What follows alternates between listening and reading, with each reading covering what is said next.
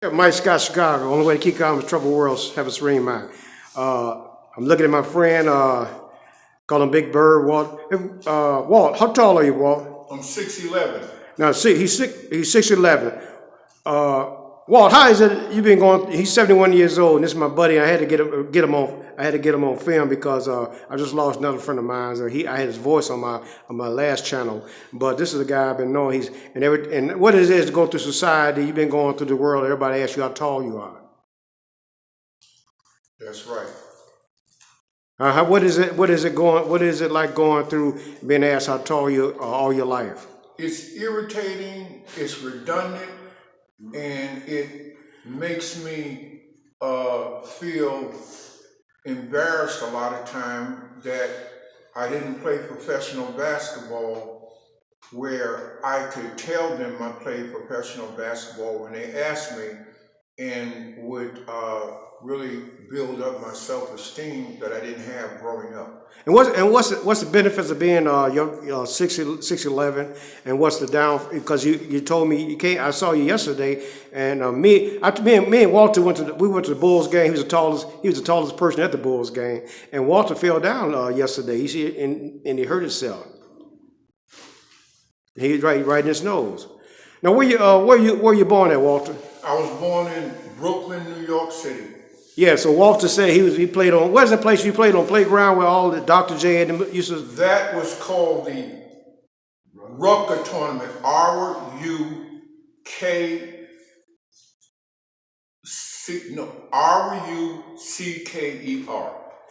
Now you said some of the guys out there that you played with back in the day was better than Michael Jordan. Absolutely. A lot of the guys that I saw, I looked at them with awe, and several of them was a little older than me, and I seen guys play that never made the big time, the so-called TV, getting the money. A lot of them I learned later didn't have the opportunities and exposure, but these guys were so good. Kareem Abdul-Jabbar wrote a book, 71, 72, that I read, and he mentioned a lot of the guys never played pro ball, but they was as great and better as a lot of the guys made pro ball and play on TV. Okay, well, now what about the, you got the short man complex, because in your 71 years on this planet, you ran to the Napoleon complex, and we all know Napoleon was scared of cats, but what about the guy that you walk in the room, and you say you've been the tallest man all your life in a room? You've always been the tallest man. What is it when you go on some like you said, sometimes you go in the elevator and people always, the question they ask you, how tall are you? But you say you got a master's degree. Yes, I be on the bus, elevator, be on the street, and people come up to me, and sometimes they just tap me on the shoulder and don't even know me, and ask me how tall you are. You play professional basketball, and a couple of people even told me that that I was a waste of height because I didn't play pro ball, and that was hurt me. That made me feel embarrassed because I couldn't tell them I did, and I just felt that I learned later that they didn't understand. Some people like to live through you vicariously, maybe because they didn't play football, or maybe they wish they were as tall as me, which many people had said they wish they had my height. But everybody wasn't mean. Some people just felt that they wanted to be around a guy tall. A couple of women told me that they like tall men, and of course, that excited me. Yeah, but you said now you're 71 years. You had just came from, and you said some of the not the things about being you're tall. You said your spine being tall. Your spine is you have spine problems sometimes. Yes, the doctors had told me I got a lower vertebrae break, and I'm blessed that I'm not totally crippled.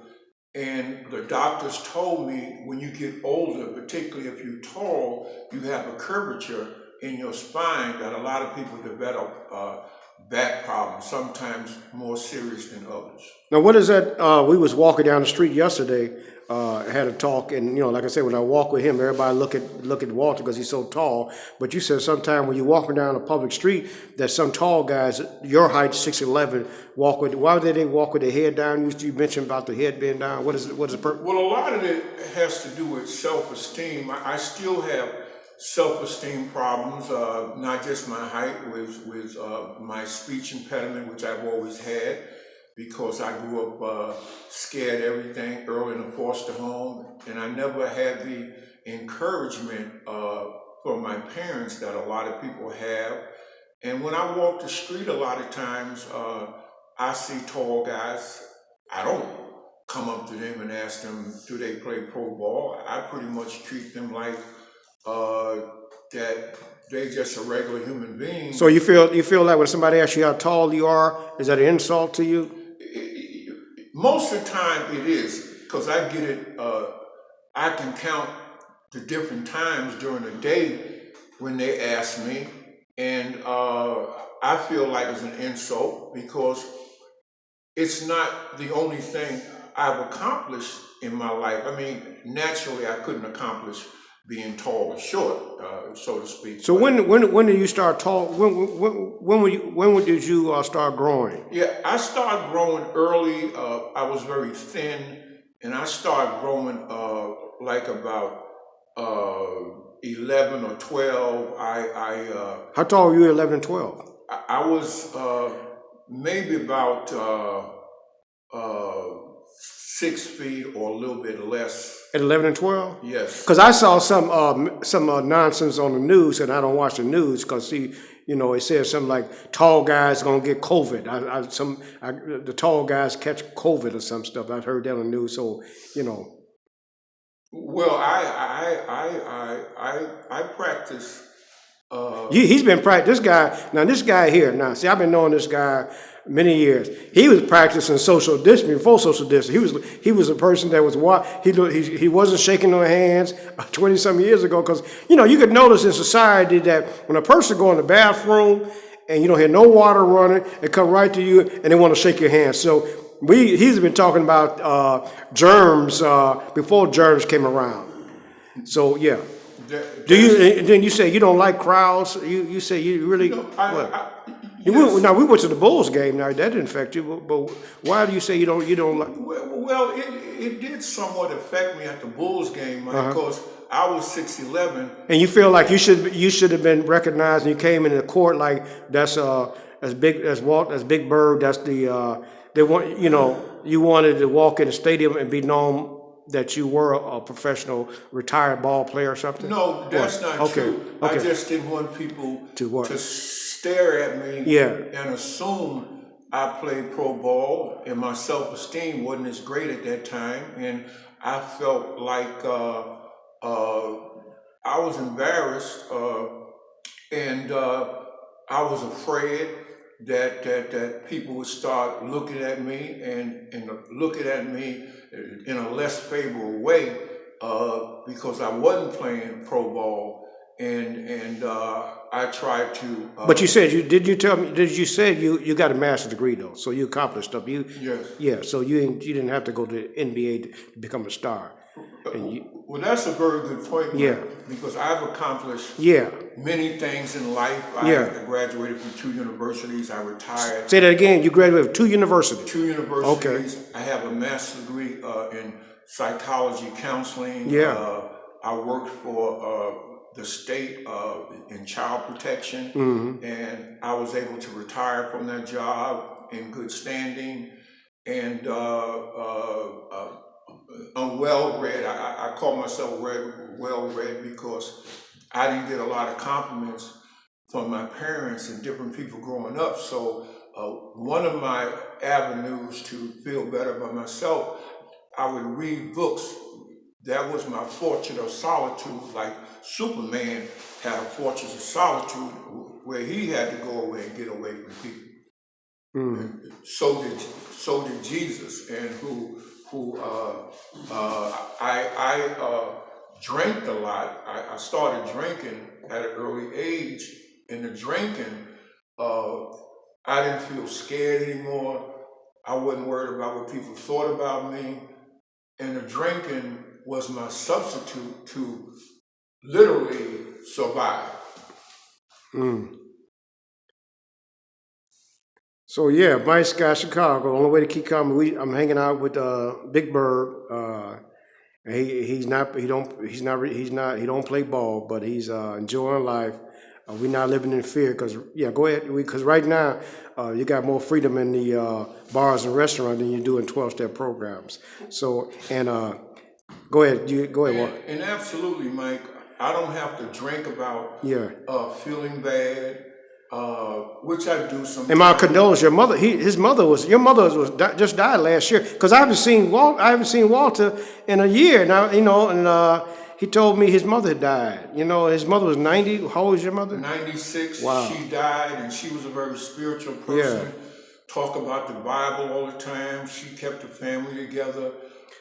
We didn't hardly have food to eat because my father, he was a mess up. And my mother would send me for the welfare food. I call it welfare food that they gave out to people that needed to eat.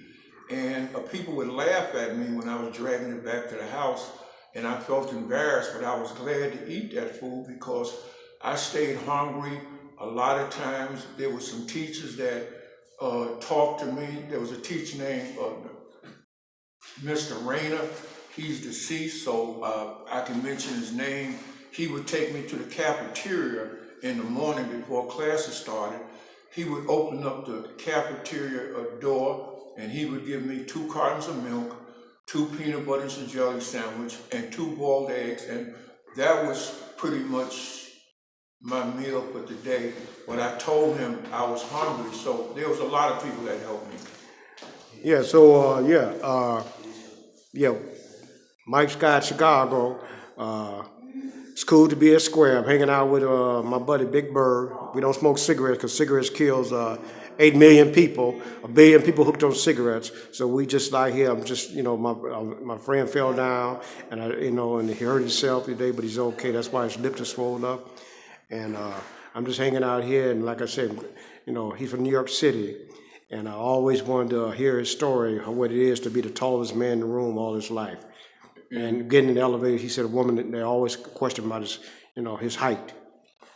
And I just want to say, before Mike closed, I fell down flat on my face yesterday, and the shock really hit me. I was spitting up blood all day, and by the grace of my high power, I'm still here. I had a heart attack in August. You had a heart attack in August? I had a heart attack in August. Yeah. Not listening to the doctors years ago about eating bad food, cholesterol and sugar. And I started working out. I lost 50 pounds. You get older, you usually gain the weight in your stomach. And I feel good. I exercise and I walk. And good people keep good people walk, so whatever happens to them. Right. Yeah, we gotta stay in action. Yeah. And Mike has helped me throughout my life, giving me advice, even though I would get angry at him a long time ago. But pause before the penitentiary. Yes, but I realized he was looking out for me. I didn't understand, but I understand today, and he's my friend. Thank you, Walt. Good to talk to you. Yeah, Mike Scott, cool to be at Square. The slow lane is the best lane, and also, we don't gamble. Walter, we talked about, I ain't gambled 31 years, and I used to know the horse and the racetrack. And this guy, he don't gamble. That's a cool thing too. Don't drink, don't use drugs, don't gamble. Enjoy life. Thank you.